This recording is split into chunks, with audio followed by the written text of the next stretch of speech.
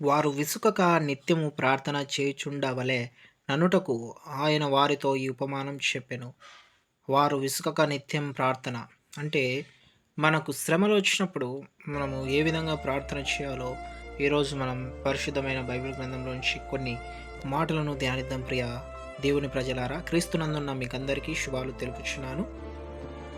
మనం శ్రమలో ఉన్నప్పుడు, మనకు శ్రమ కలిగినప్పుడు మనం ఏ విధంగా ప్రార్థించాలో ఈరోజు కొన్ని మాటలు మనం బైబిల్ గ్రంథంలో నుంచి కొన్ని మాటలు మనం క్లుప్తంగా అయితే ధ్యానిద్దాం. దయచేసి వీడియోని చివరి వరకు చూడండి. మీకు ఖచ్చితంగా దేవుడు శ్రమలు కలిగినప్పుడు ఖచ్చితంగా మీతో దేవుడు మాట్లాడతాడు ఈ రాత్రికాల సమయమున. మొదటగా లూకాసు వార్త 18వ అధ్యాయం మొదటి వచ్చిన భాగాన్ని మనం చూసినట్లయితే, వారు విసుకక నిత్యము ప్రార్థన చేయుచుండవలెననిటకు ఆయన వారితో ఈ ఉపమానం చెప్పెను. మనము నిత్యము విసుకక ప్రార్థన చేయాలండి. మనం ప్రార్థన చేసినప్పుడే మన శ్రమలలో మనం విజయం పొందుకోగలం. ఏలియా ప్రార్థన వలన ఆయన వర్షాన్ని జయించగలాడు. రాజుల గ్రంథంలో మనము మొదటి రాజుల గ్రంథంలో 18వ అధ్యాయం 42వ వచనం నుంచి మనము ఆ యొక్క 7 మార్లు ఏలియా ప్రార్థించగా ఏమవుతుంది, దేవుడు వర్షాన్ని పంపించడం అయితే జరుగుతుంది. చూద్దాం. 18వ అధ్యాయం మొదటి రాజుల గ్రంథము 46వ వచనం చూడండి. మొదటి రాజుల గ్రంథము 18వ అధ్యాయం 46వ వచనం చూడండి. యెహోవా హస్తము ఏలియాను బలపరచగా అతడు నడుము బిగించుకొని ఆహాబు కంటే ముందుగా పరిగెత్తుకొని పోయి యెజ్రెయేలు గుమ్మము నొద్దకు వచ్చెను. ప్రియ దేవుని ప్రజలారా, ఏలియా ఇక్కడ మనకు పై వచనాలు మనం ధ్యానించినట్లయితే 44వ వచనంలో చూడండి. 7వ మారు అతను చూచి, అదిగో మనిషి చేయి మరింత చిన్న మేఘము. అంటే ఇక్కడ 7 మార్లు ఆయన ఏలియా వర్షం కోసం ప్రార్థించడం అయితే జరిగింది. ఈ విధంగా ఆయన విసిగిపోకుండా ఏం చేశాడు, 7 సార్లు దేవునికి మొరపెట్టి ఆయన వర్షం కురిసే విధంగా ఆయన కార్యము అక్కడ ప్రార్థన వలన దేవుని వలన కార్యం జరిగించడం మనం చూస్తున్నాం. గమనించే మాట ఏమిటంటే, మనం విసుకకుండా ప్రార్థన చేయాలి, నిత్యం ప్రార్థన చేయాలి. ప్రార్థనలోనే మనం సమస్తము జయించగలము. మన శ్రమలను కూడా మనము లెక్క చేయకుండా ప్రార్థన ద్వారా జయించగలము. అలాగే మన ప్రార్థన మనం ఎలా చేయాలంటే పట్టుదలగా చేయాలి. రోమా రాసిన పత్రిక 12వ అధ్యాయం 12వ వచనం చూస్తే, రోమా రాసిన పత్రికలో ఇక్కడ మన ప్రార్థన ఎలా ఉండాలి, నిరీక్షణ గలవారై సంతోషించుచు, శ్రమయందు ఓర్పు గలవారై, ప్రార్థన యందు పట్టుదల కలిగి ఉండుడి. ప్రియ దేవుని ప్రజలారా, మనం ప్రార్థన యందు పట్టుదల కలిగి ప్రార్థించాలి. పట్టుదల కలిగి ప్రార్థనకు జవాబు వచ్చే వరకు మనం ప్రార్థించాలి. ఉదాహరణకు మనం ఎగ్జాంపుల్గా చూసుకున్నట్లయితే, మనము యాకోబు గారు ఉన్నారు బైబిల్ గ్రంథంలో. ఆయన తన అన్న విషయమై భయపడి దేవునికి శ్రమలో ఆయన అన్న వలన వచ్చే శ్రమను బట్టి దేవునికి ఆయన పట్టుదలతో దేవుని దూతతో పెనుగులాడినట్టు మనకు ఆదికాండము 32వ అధ్యాయంలో మనం చూస్తాం, 24వ వచన భాగంలో. ఆ విధంగా మనము శ్రమలలో కృంగిపోవద్దండి. మనం ప్రార్థన ద్వారానే మనం దేనినైనా జయించగలం. ఆదికాండము 32వ అధ్యాయము ఇక్కడ 24వ వచన భాగంలో మనం చూస్తే యాకోబు యొక్క ప్రార్థన, పట్టుదలిగిన ప్రార్థన చూడండి. యాకోబు ఒక్కడు మిగిలిపోయెను, ఒక నరుడు తెల్లవారు వరకు అతనితో పెనుగులాడెను. తాను అతన్ని గెలవకుండుట చూచి తొడగూటి మీద అతనిని కొట్టెను. అప్పుడు అతడు ఆయనతో పెనుగులాడుట వలన యాకోబు తొడగూడు వలసెను.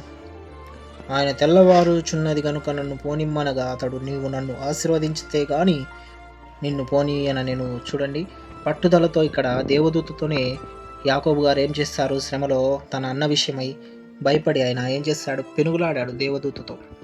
పట్టుదలతో రాత్రంతా ఆయన ఏం చేశాడు, దేవదూతతో పెనుగులాడుతూ ప్రార్థించడం అయితే దేవునికి జరిగింది. సరే దేవుని ప్రజలారా, మనము శ్రమలలో పట్టుదల కలిగి ప్రార్థించాలని లేఖనాలు సెలవిస్తున్నాయి. అలాగే మనం శ్రమలో ఓర్పుతో ప్రార్థించాలని లూకా రాసిన సువార్త 18వ అధ్యాయము 5వ వచనంలో మనకు బైబిల్ గ్రంథం సెలవిస్తుంది. మనం శ్రమలు కలిగినప్పుడు భయపడుతూ, దిగులు చేస్తూ, చింతపడుతూ ఉంటాం. క్రైస్తవులమైన మనము శ్రమలలో బలహీనలం కాకుండా ప్రార్థించాలని లేఖనాలు సెలవిస్తున్నాయి. ప్రియ దేవుని ప్రజలారా, చూడండి, ఇక్కడ విధవరాలు ఓర్పుతో పలుమార్లు గోజాడి తన విషయంలో న్యాయం తీర్చమని దేవుణ్ణి ప్రార్థించడం అయితే చూడండి. లూకా రాసిన సువార్త 18వ అధ్యాయం 5వ వచనం నుంచి మనం ధ్యానిస్తే ఇక్కడ విధవరాలు యొక్క ప్రార్థన గురించి మనం వినొచ్చు. ఈ విధవరాలు నన్ను తొందరపెట్టుచున్నది గనుక ఆమె మాటిమాటికి వచ్చి గోజాడుకుంటున్నట్లు ఆమెకు న్యాయము తీరుస్తానని తనలో తాను అనుకొనెను. మరియు ప్రభు ఇట్లనెను, అన్యాయస్తుడైన ఆ న్యాయాధిపతి చెప్పిన మాట వినుడి. దేవుడు తాను ఏర్పరచుకొనిన వారు దివారాత్రులు తన్ను గూర్చి మొరపెట్టుకొనుచుండగా వారికి న్యాయం తీర్చడా? ఆయన వారికి త్వరగా న్యాయము తీర్చును. ఇక్కడ విధవరాలు దేవునికి శ్రమ కలిగినప్పుడు తనకు న్యాయం కోసం గోజాడి దేవుణ్ణి ప్రార్థిస్తుంది. పలుమార్లు ఆమె ప్రార్థించడం వలన ఆమె ఏం పొందుకుంది? జవాబు పొందుకుంది, న్యాయం పొందుకుంది. మనం శ్రమలలో దేవుని దగ్గర గోజాడాలి, దేవుని దగ్గర మనము పలుమార్లు ప్రార్థించాలి, ఓర్పు కలిగి ఉండాలని లేఖనాలు సెలవిస్తున్నాయి.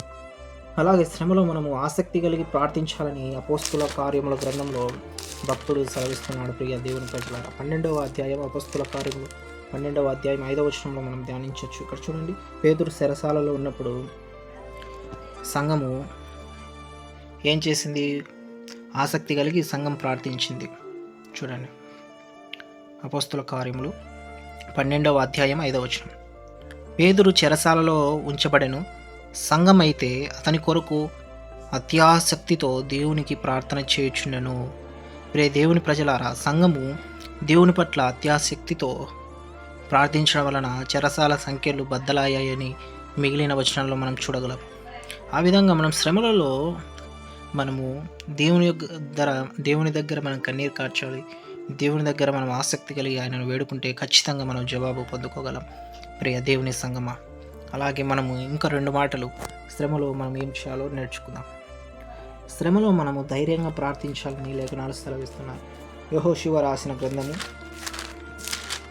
ఇక్కడ యెహోషువ గారు శ్రమ కలిగినప్పుడు దేవునికి ధైర్యంగా వారు మొరపెట్టడం వలన సూర్యుడు చంద్రుడిని ఆపివేయడం అయితే జరిగింది. ఈ విధంగా యెహోషువ గారు కూడా శ్రమలో ఆయన ఇజ్రాయేలుల యుద్ధం కోసం ఆయన ప్రార్థించడం అయితే జరిగింది. యెహోషువ రాసిన గ్రంథము 10వ అధ్యాయము 12, 13 వచనాలు జ్ఞాపకం చేస్తే ఇక్కడ చూడండి చక్కగా, యెహోవా ఇజ్రాయేలుల ఎదుట మోరీలను అప్పగించిన దినమున ఇజ్రాయేలులు వినుచుండగా యెహోషువ యెహోవాకు ప్రార్థన చేసెను. సూర్యుడా, నీవు గిబియోనులో నిలువుము. చంద్రుడా, నీవు అయ్యలోను లోయలో నిలువుము. జనులు తమ శత్రువుల మీద పగ తీర్చుకొని వరకు సూర్యుడు నిలిచెను, చంద్రుడు ఆగెను. చూడండి 13వ వచనం.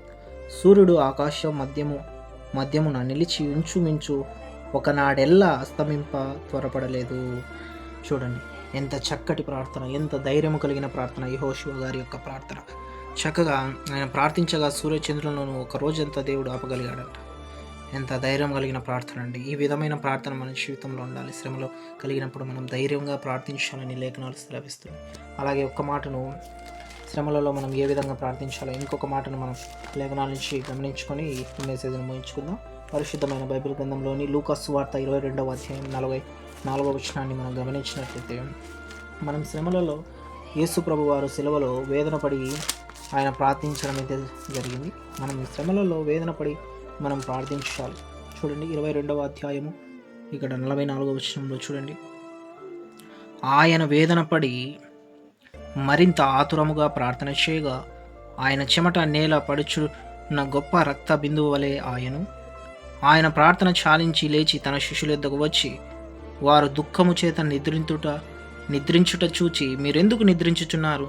శోధనలో ప్రవేశించకుండానట్లు లేచి ప్రార్థన చేయడని వారితో చెప్పాను. గమనించే మాట ఏమిటంటే, శ్రమ కలిగినప్పుడు ఇక్కడ యేసు ప్రభు వారు తండ్రికి ఆతురపడుతూ వేదన పడి ఆయన ప్రార్థన చేయడం అయితే జరిగింది.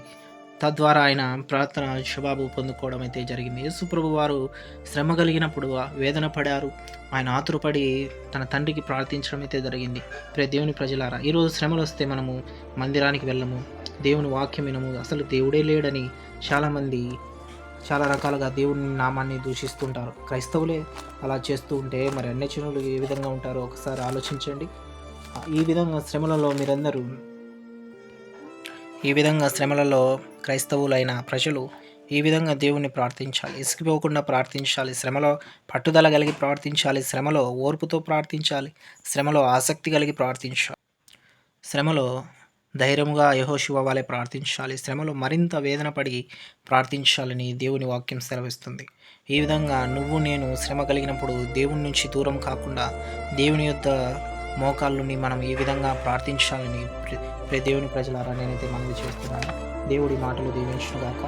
ఆమేన్. Thank you. God bless you.